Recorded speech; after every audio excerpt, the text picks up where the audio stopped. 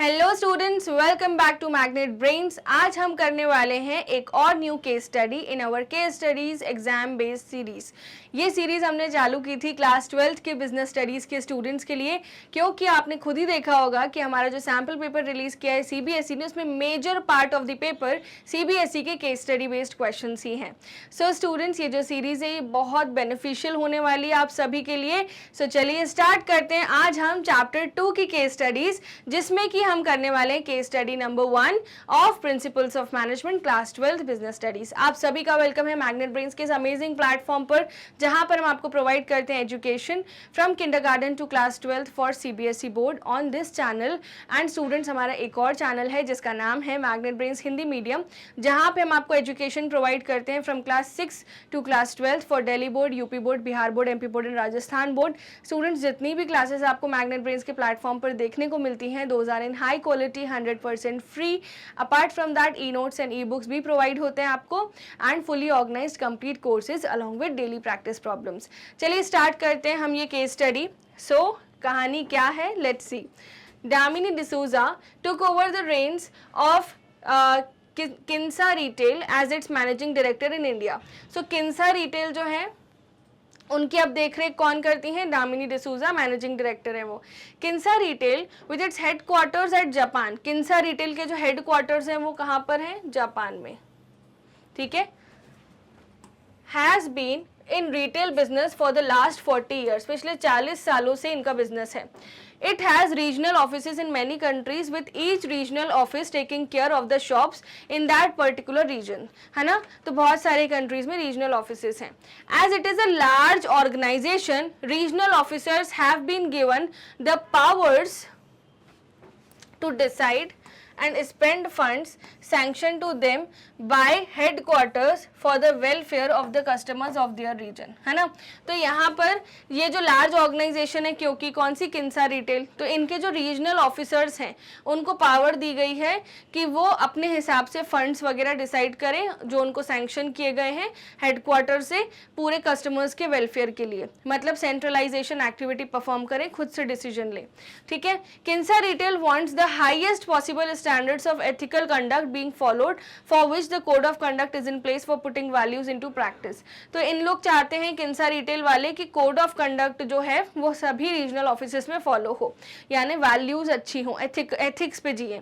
All the employees as well as board of members are required to act in accordance with the highest standards of personal and non professional integrity when acting on behalf of company. Non-compliance involves a heavy penalty including termination। यानी कि अगर उन लोग ने ये ethical principles, code of conduct नहीं follow किया तो उनको निकाल दिया जाएगा। साफ साफ किंसा रिटेल ने बोला है कि हमें कस्टमर्स का वेलफेयर चाहिए, हम आपको ऑटोनॉमी दे रहे हैं कि जो भी हमने फंड्स आपको दिए हैं वो आप खुद से यूज़ कर सकते हैं जैसा आप चाहें।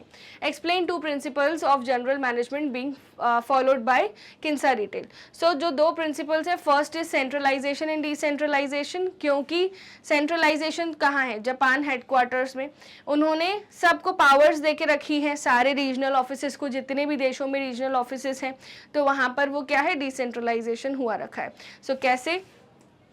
देखिए यहाँ पर जब उन्होंने लिखा था ना स्टूडेंट्स कि it has regional offices in many countries with each regional office taking care of the shops in that particular region. तो यानी कि ये है किंसा रिटेल, इनके हेडक्वार्टर्स हैं जापान में। बहुत सारी कंट्रीज में इनके क्या हैं? रीजनल ऑफिसेस हैं।